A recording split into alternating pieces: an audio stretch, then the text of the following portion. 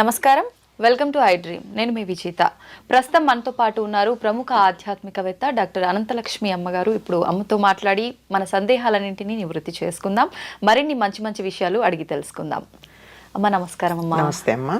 అమ్మ, భార్యాభర్తలు దాంపత్యం తర్వాత నిజంగా ఏమైనా నియమాలు ఉంటాయా పాటించాల్సినవి? చాలామంది ఆ తర్వాత వెంటనే బెడ్షీట్లు మార్చుకోవాలి, ఇల్లంతా శుభ్రపరచుకోవాలి, రకరకాల సందేహాలు ఉంటుంటాయమ్మా. అసలు నిజంగా ఎటువంటి నియమాలు పాటించాల్సి ఉంటుందమ్మా ఆ తర్వాత? వారు గనక ధర్మబద్ధంగా పెళ్లి చేసుకున్న భార్యాభర్తలైతే అది చాలా పవిత్రమైన కార్యమే గనక దానికి ఏమి అంతగా ఇల్లంతా శుభ్రం చేసుకోవాల్సిన పనేం లేదు. ఒకటి మంచి పనే కదా, రాబోయే తరాలని తయారు చేసేటటువంటి ఒక పవిత్రమైనటువంటి కార్యం అది. అది అందుకే ముందరే చెప్పారు, ధర్మబద్ధంగా వివాహం చేసుకున్న భార్యాభర్తలైతే అని. కాకపోతే దానంత చెత్త పని ఇంకోట్లేదు, అంతే కదా. అవునమ్మా. అలాంటిది దానికోసం ప్రత్యేకంగా దుప్పట్లవి మార్చాలా అంటే పరిస్థితులను బట్టి. ఎట్లాంటి పరిస్థితులు అంటే అందరూ వచ్చి మంచాల మీద కూర్చునేవాళ్ళు అలాంటివి ఉంటే ఇంకోళ్ళు దాని మీద కూర్చోకూడదు గనక ఆ మంచం మీద దుప్పట్లు మార్చుకోవాలి. ఎవరి మంచం మీద వాళ్లే ఉండడం, ఇతరుల మంచాల మీద కూర్చోకూడదు అనే సంస్కారం ఉన్నటువంటి వాళ్ళు ఉన్న చోట ఈ దుప్పట్లు మార్చాల్సినటువంటి అవసరం లేదు. మామూలుగా 4 రోజులకో 5 రోజులకో మార్చుకుంటాం కదా, అంతవరకు సరిపోతుంది. అంతేగాని ఇల్లు కడుక్కోవడం, అవన్నీ బెడ్షీట్స్ మార్చేయడం, ఇలాంటివన్నీ చేయాల్సినటువంటి పని ఏమీ లేదు ధర్మంగా అయినట్టయితే. తర్వాత ఈ మంచం మీదే పిల్లలు వచ్చి పడుకుంటారు, ఫ్రెండ్స్ వచ్చి ఈ మంచాల మీదే కూర్చుంటారు. ఇప్పుడు అదొక ఫ్యాషన్ అయిపోయింది కదా, పూర్వం ఉండేది కదా అది. అలాంటి ఉన్నప్పుడు మాత్రం మార్చుకోవాలి, లేకపోతే అక్కర్లేదమ్మా.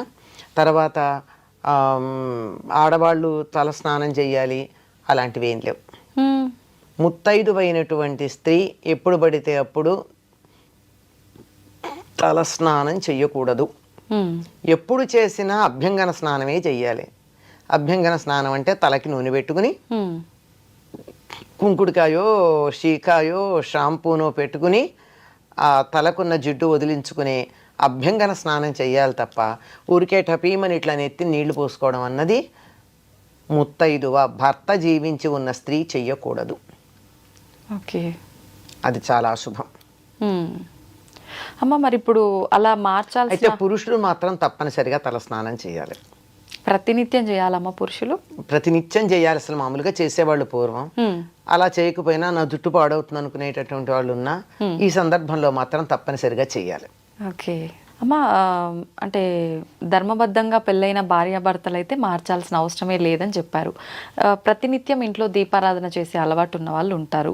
ఇలా మార్చకుండా ఉన్నప్పుడు ఇంట్లో దీపారాధన చేయడం బెడ్రూమ్ లో కదమ్మా. బెడ్రూమ్ పక్క మంచం ఎక్కడ ఉంటుంది, పడక గదిలో ఉంటుంది, వంటింట్లో ఉండదు. అంచేత అలాంటిది ఏం లేదు, తప్పేమీ లేదు. ఆడవాళ్ళు మాత్రం తల స్నానం చేయక్కర్లా. మగవాళ్ళు మాత్రం దీపం పెట్టాలన్నా పూజ చేయాలన్నా ఏం చేయాలన్నా తల స్నానం చేయాలి. ఓకే, తప్పనిసరిగా.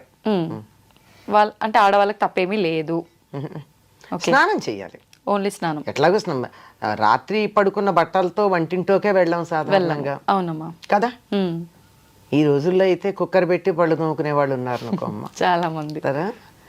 అట్లా కాకుండా చాలా వరకు ఇప్పటికీ కాఫీ వరకు పాచి బట్టలతో అలవ్ చేస్తున్నారు, కాఫీ టీలు. అంతే. తర్వాత వంట దగ్గరికి వచ్చేటప్పటికి సాధారణంగా 90% మంది ఇంకా వంట చేయడం మాత్రం రాత్రి పడుకున్న బట్టలతో చెయ్యటం లేదు.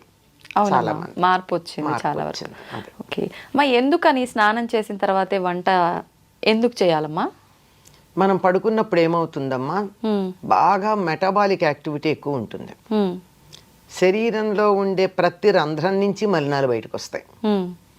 కళ్ళు పళ్ళు ఇలాంటివన్నీ కడుక్కుంటాం కదా, కానీ ఈ రోమకూపాల్లోంచి కూడా స్వేదం బయటకు వస్తుంది. అవునమ్మా. అలాగే వెళ్ళి వంట చేస్తామా? ఆరోగ్యానికి మంచిదా? కాదు.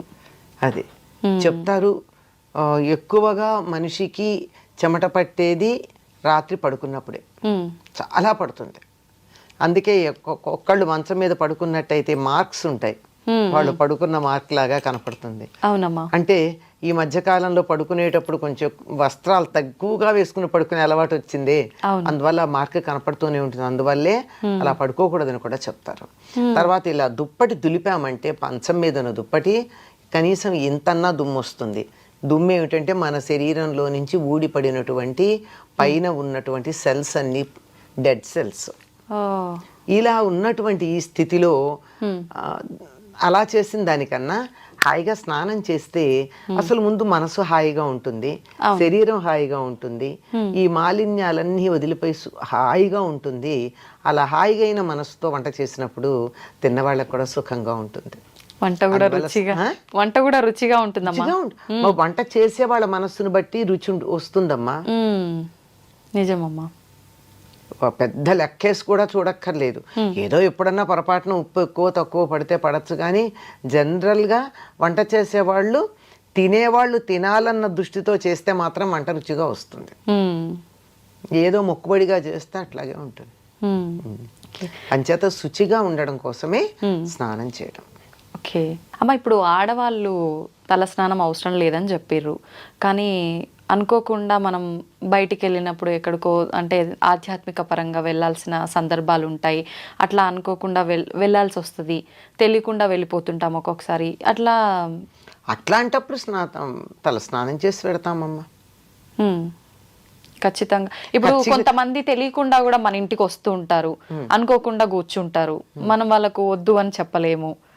అంటే వాళ్ళు అశుచిగా ఉన్న వాళ్ళని మీ ఉద్దేశం, అంతే కదా?